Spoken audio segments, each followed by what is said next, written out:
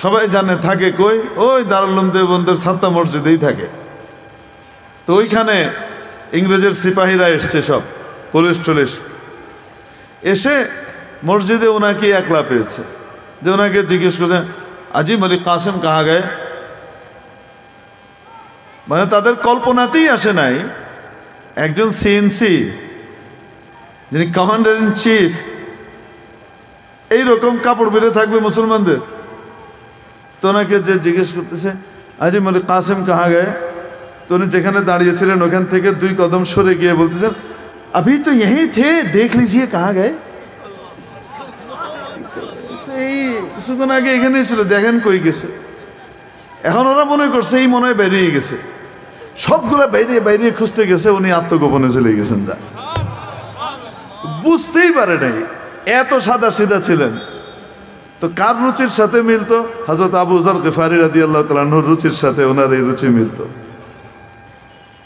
অপরদিকে ঠিক বিপরীত ওনার সহপাঠী কুতবুল ইরশাদ ইমামে রব্বানি আবু হানিফা ইসানি আল্লামা রশিদ আহমদ গঙ্গোহী রহমতুল্লাহ আলাইহি, ওনার রুচি কি? পুরা ব্যতিক্রম। 5 ওয়াক্তে নামাজে যাবেন 5টা কাপড় পরে, আলাদা আলাদা। বলেন না কেন?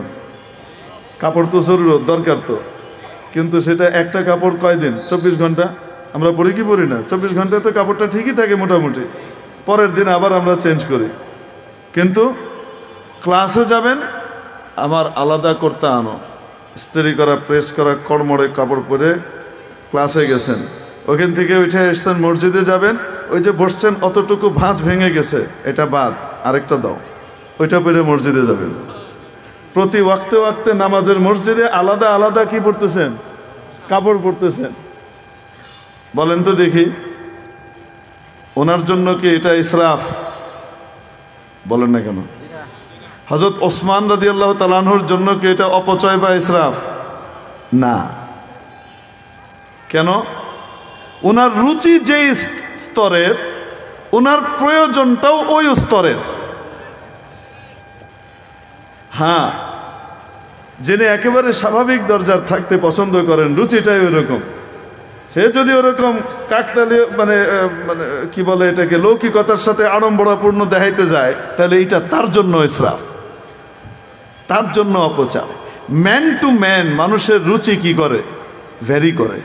এই জন্য সাহাবীদের ভিতরে 3 রকমের ছিল, উম্মতের ভিতরেও মানুষের রুচি কয় রকম হবে?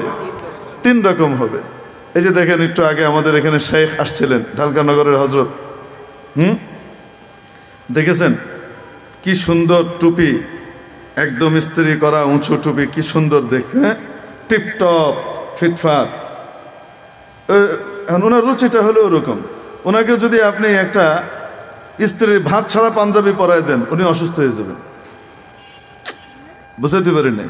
রুচির পার্থক্য। নবীজি সাল্লাল্লাহু আলাইহি সাল্লাম দেখেন, একদিকে হযরত ওসমান রাদিয়াল্লাহু তাআলা আনহুর আলিশান বাড়ি, মোটেও বাধা দিচ্ছেন না। অপরদিকে আরেক সাহাবী, ঘটনা, নবীজি রাস্তা দিয়ে আসছেন, তো দেখলেন একটা উঁচু ঢিবি তৈরি হচ্ছে, পাকা বাড়ি তৈরি হচ্ছে, কুব্বা। জিজ্ঞেস করলেন এটা কার? তো সাহাবীরা বললেন অমুকের। আচ্ছা, যেই সাহাবীর ছিল এই বাড়ি, উনি আসলেন, খুব আড়ম্বরপূর্ণ না, স্বাভাবিক। উনি আসলেন, এসে নবীজির সাথে দেখা করে সালাম দিয়েছেন। নবীজির চেহারা অন্যদিকে ঘুরিয়ে ফেলেছেন, সালামের উত্তর দেননি, মানে আমি তোমার উপর অসন্তুষ্ট, এটা বোঝাচ্ছেন। আবার ওই দিক দিয়ে সালাম দিয়েছে, তো নবীজির চেহারা ঘুরিয়ে ফেলেছেন। উনি বুঝলেন যে নবীজি রাগ করেছেন, জিজ্ঞেস করলেন ব্যাপার কি? তো তারা বলে দিলেন যে দেখেন, তা তো জানি না, আসছিলেন ওই রাস্তা দিয়ে, তোমার ওই কুব্বাটা দেখে নবীজি জিজ্ঞেস করেছিলেন এটা কার? আমরা বলছি অমুকের। আচ্ছা, ও তাই। ওই সাহাবী চলে গেছেন, কিছুই বলেন নাই, গিয়ে ওই বাড়ি মাটির সাথে মিশিয়ে দিয়ে চলে আসছেন, নিজের বাড়ি নিজে মিটিয়ে দিয়েছেন। লক্ষ্য করে দেখেন, হযরত রাসূল পাক সাল্লাল্লাহু আলাইহি ওয়াসাল্লাম একদিকে এই সাহাবীর একটা সামান্য পাকা দালান, এটা কি করতেছেন না, বরদাস্ত করছেন না, রাগ করছেন। আর হযরত ওসমানের আলিশান বাড়িকে অ্যাপ্রিসিয়েট করছেন, কেন? আল্লাহ পাক এক একজনের রুচি এক এক রকম দিয়েছেন। যাকে অনেক হাই ক্লাসের রুচি দিয়েছেন, এরকম লোককে যদি আপনি স্বাভাবিক অবস্থা দিয়ে দেন, তো তাহলে কি হবে? তার রুচির সাথে যাবে না, সে নিতে পারবে না, অস্থির ফিল করবে, সে ঘুমাইতে পারবে না, অস্বস্তি ফিল করবে। হযরত মির্জা জানা রহমতুল্লাহ আলাই বাদশাহ আলমগীরের আত্মীয় ছিলেন, শাহী মেজাজের ছিলেন, অত্যন্ত উঁচু রুচির। কেমন টিপটপ ছিলেন দেখেন, মানে খালি কাপড় চোপড় দেখা গেলেই রুচি তা না, রুচি তো আসলে মানুষের জওকের ভিতরে থাকে। উনি ঘুমাচ্ছেন, রাতে শুইছেন, এপাশ ওপাশ করছেন, ঘুমই আসে না ওনার। এক পর্যায়ে উঠে বললেন, এই দেখো তো বিছানার ভিতরে কোনো ময়লা টয়লা আছে কিনা। সবাই জানতো ওনার আশপাশে কোনো ময়লা থাকা যাবে না, একটা বালিও থাকা যাবে না, একদম টিপটপ নিট অ্যান্ড ক্লিন। কিছুক্ষণ পর পর ডলাডলি হইতো। এই রুচির মানুষ ছিলেন। কিন্তু যুগ শ্রেষ্ঠ বলি কি বলতেছেন, দেখো তো বিছানায় কিছু আছে কিনা, কোনো কিছু খুঁজে পাওয়া যাচ্ছে না। উনি বলেন, নিশ্চয়ই কিছু একটা আছে, নাইলে আমার ঘুম আসে না কেন। ভালো করে খুঁজে দেখা গেল ছোট্ট একটা চুল, এত পাতলা, এটা দেখাই যায় না। হযরত ইয়ে বাল মিলা হয়, এই চুল পাওয়া গেছে। তো এই চুলটা সরানো হলো, শোয়ার সাথে সাথে সাউন্ড স্লিপ, নাক ডেকে ঘুমাইতেছে। এটা কি রুচি? আল্লাহ পাক এই রুচি দিয়েই ওনাকে তৈরি করছেন। এখন ওনার জন্য আবু যর গিফারী রাদিয়াল্লাহু তাআলা আনহুর রুচি যদি ওনার এখানে অ্যাপ্লাই করা হয়, এটা ওনার জন্য আযাব হয়ে যাবে। আর ওই সাহাবীর জন্য যেই রুচিটা ওনার আছে, ওনার মেজাজ নবীজি জানেন যে সে স্বাভাবিক থাকাকেই পছন্দ করে। এখন তার জন্য এটা অতিরিক্ত যে সে কোব্বা বানাইতেছে, বিশেষ ডিজাইন করতেছে, এটা তাকে দুনিয়ার ভিতরে ফেলে দিবে, তার আখিরাতের জন্য ক্ষতিকর হবে। এজন্য নবীজি ওই সাহাবীকে কি করতেছেন? বাধা দিচ্ছেন, হযরত ওসমানকে বাধা দিচ্ছেন না। তো আমাদের আকাবিরিনেরও এরকমই কি ছিল, রুচি দিয়েছিল। হযরত রশিদ আহমদ গাঙ্গোহী রহমতুল্লাহ আলাইহি প্রতি ওয়াক্তে আলাদা আলাদা কি পড়তেছেন? কাপড় পরে আসতেছেন। যেটা মসজিদে একবার পরে গেছেন, এটা আর পরবো না, এবার আরেকটা। আর হযরত নানতুবি রহমতুল্লাহ আলাইহি এই জুমায় পড়ছে, আরেক জুমায় খুলতেছে।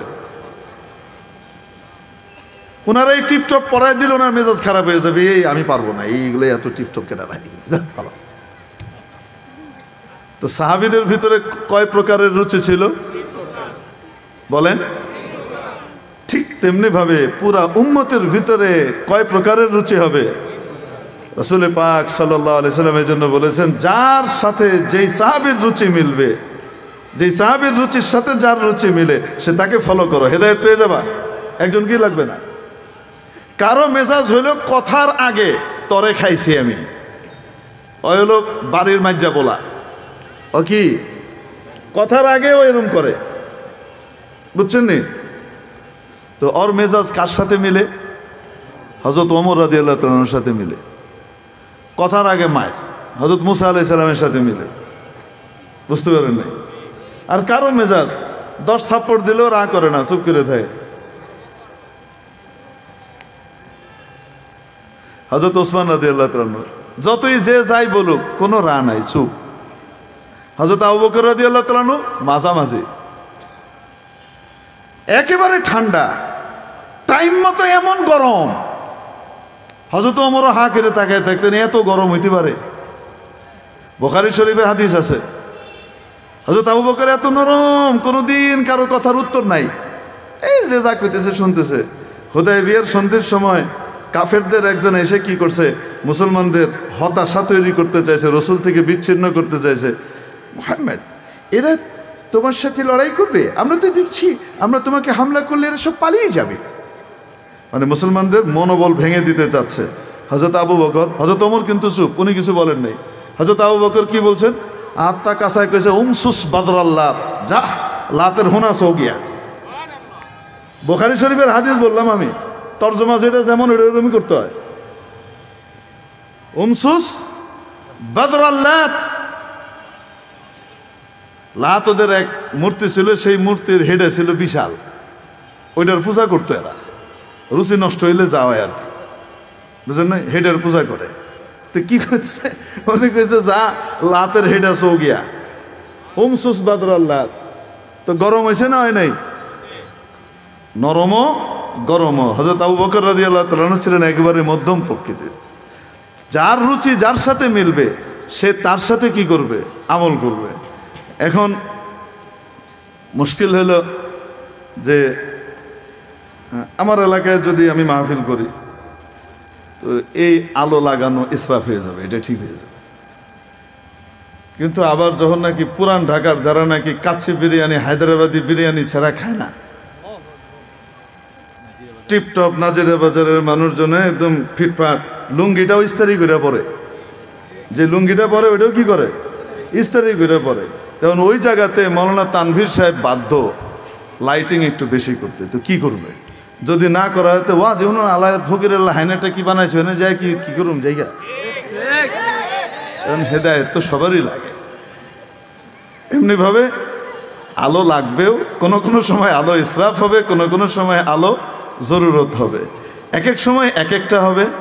আমাদের আকাবিরিন বড়রা সব সময় চান যেন আমরা আবার এই জরুরতের কথা বলে, রুচির কথা বলে যেন আবার যার দরকার নাই সেও খুব উড়াইলো, এটা যেন না হয়।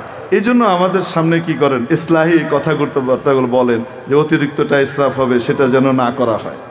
বুঝতে পারছেন তো, মুরব্বীদের এই বলাগুলাও ঠিক আছে, আবার আপনাদের রুচি অনুপাতে তানভীর সাহেবের এই কাজ এটাও ঠিক আছে, সবগুলাই মিলাই মোলাই আছে। এখন আগামীবার যদি আপনি যে ঘোষণা দিচ্ছেন আগামীবার সব ফুলে, কালকে তো মাহফিলের লোক পাইবেন না, তো সব তো ছেঁচড়া বেরোতে পারবেন। যাই হোক, তো একই জিনিস এক এক পরিবেশ, এক এক স্তর, এক এক জায়গা হিসেবে কি হয়, ভিন্নতা আসে। দেখেন হযরত ইব্রাহিম আলাইহিস সালাম না, ইব্রাহিম আলাইহিস সালামের প্রশংসা কোরআন শরীফের ভিতরে আল্লাহ করছেন। প্রশংসাটা কে করছেন? আল্লাহ।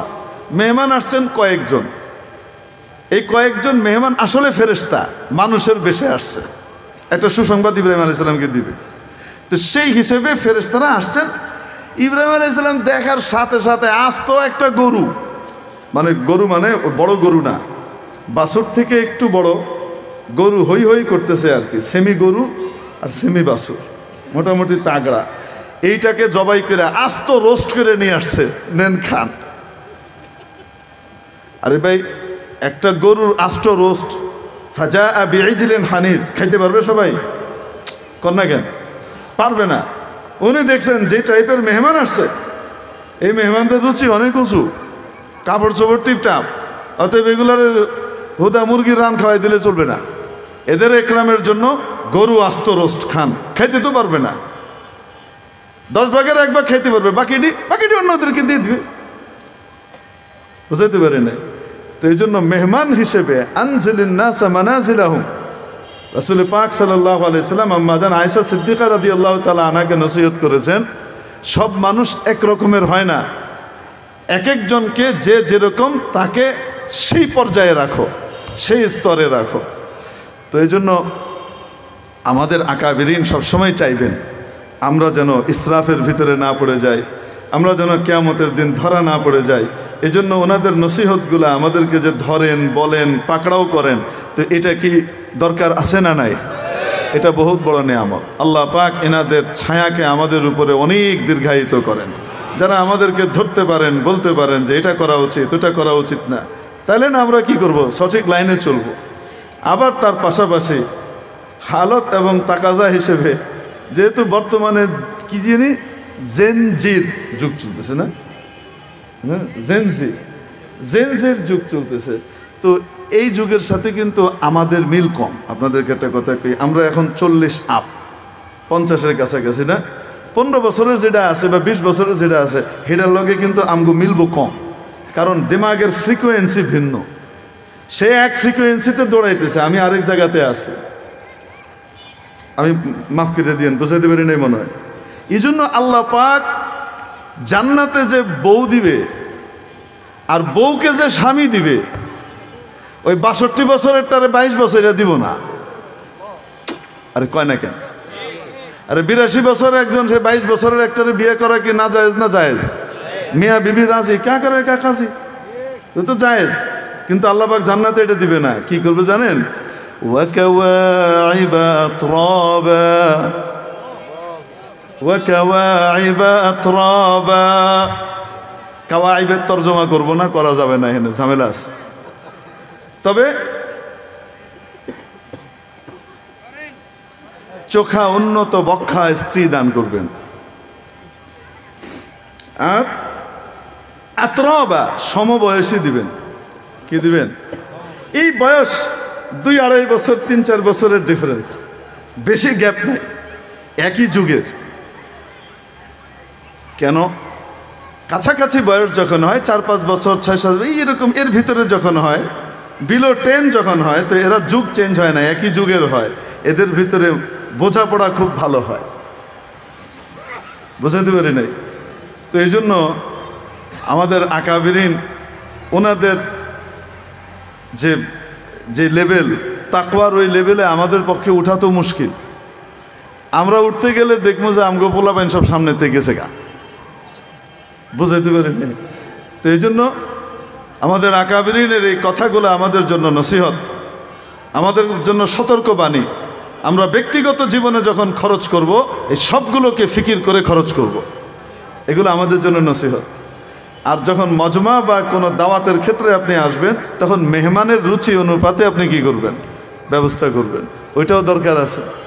এই জন্য আমরা আমাদের বাচ্চাদের চাইতে, মানে আমি আগেই বলি, সারেন্ডার করে ফেলি যে আমাদের পোলাবেন যারা আছে এরা আমাদের চেয়ে অ্যাডভান্স, বা এই ব্যাপারে কী করতে হবে কয়ে দিই। কারণ আমি যেটা করবো সে মানতে পারবে না, অনেক দূর গ্যাপ, অনেক বেশি। আমি যেটা বলবো সে নিতেই পারবে না। 2 দিন পরে মাদ্রাসা সাইডে বাঁকবো। আরে ভাই, আমাদের ছোটবেলায় কি অবস্থা ছিল কোন? আমাদের আকাবিরিনের যুগ আর আমাদের যুগ, এটা তো ওই সময়কার কাছাকাছি যুগ। কি অবস্থা ছিল? সবক শোনাইতেছি, আমি জীবনে ভুলবো না এটা। আমি শুধু দেখলাম সপাত করে একটা আওয়াজ হলো, চারালির মধ্যে মুত্তাসিল, পিঠের উপর থেকে নিয়ে নিচ পর্যন্ত একটা বাড়ি বেড়ে গেল। কেল্লেগা বাড়ি পড়লো, আমি কোনো ভুল পড়ছি? ঠেকছি? কিছুই তো না। কি হয়েছে? জন্নাসৌ পড়ছি, জন্নাসৌ, মারুফ পড়ি নাই। আর আমি খতমই ছাত্র না, সবক শোনানি ছাত্র, তখন আমার মাত্র 6 পারা চলে। জন্নাসৌ কইছি, আর লগে লগে বাড়ি, সৌ সৌ, বুঝেনি কি কইছি? আর সবক শোনাইতাম কেমনে? ধীরে ধীরে সবক শোনাইতে হবে। আটকানির লগে লগে মায়ের, বুঝেনি কি কই? ওই মায়ের খায়া দাগ এখনো পিঠে গেলে আছে, হুজুরদের সবারই কম বেশ টুকটাক আছে। বুঝছেন কি কইছে? ওই জমানায় রুচি কি ছিল? রুচি ছিল ওই হুজুর সবচেয়ে ভালো যে ধুমায়া পিডায়। আর বিশ্বাস করেন, হ্যাঁ বাস্তব বলতেছি, আমাদের ওই সময় যে পরিবেশ ছিল, কোন হুজুর সবচেয়ে ভালো তাকে ভয় করতে হবে, ওই হুজুর খুব ভালো, কে? ধুমায়া পিডায়। রুচি ছিল ওইটা। এখনকার রুচি এটাই তো, কন্যা কেন? এখন শুধু বাড়ি একটা দিয়া দেখেন, দ্বিতীয়টা দেওয়ার আগে থাবার দেখে বোঝে আমার বাপে কি আপনার কাছে পিটাইবার লেগে পাঠাইছে, পড়ানোর লেগে পাঠাইছে, পড়ান মিয়া, কন্যাকে লেগে। রুচির তারতম্য আসছে না, আসে নাই? যুগের সাথে সাথে কিন্তু চেঞ্জিং আসে। এজন্য আমরা হইলাম মাঝামাঝি জায়গাতে। যারা আমাদের চেয়ে ছোটরা আছে তাদের সাথে আমাদের বড়দের রুচির মিল না হওয়ার কারণে ওনারা ওই জমানার হালতের উপরেই এই ফয়সালা দিবেন, এবং এই ফয়সালা ঠিক। আবার বর্তমান যুগের যে বাচ্চারা আছে, এদের যে রুচি প্রকৃতি, এটাকে যদি তাল না মিলানো হয়, মাহফিলে তো আইবো না, দিনের কথা শুনবো না, কিচ্ছু নয়, আমি মোবাইল দিয়ে বয়ে থাকি, এটাই বাবা জায়গা, কানে একটা ঢুকায় থেকে বয়ে থাকবো। অবাস্তব না বাস্তব? এই জন্য আমরা মাঝখানে ট্রান্সফরমারের কাম করি, এটা ওইটা একটু মিলানোর চেষ্টা করি।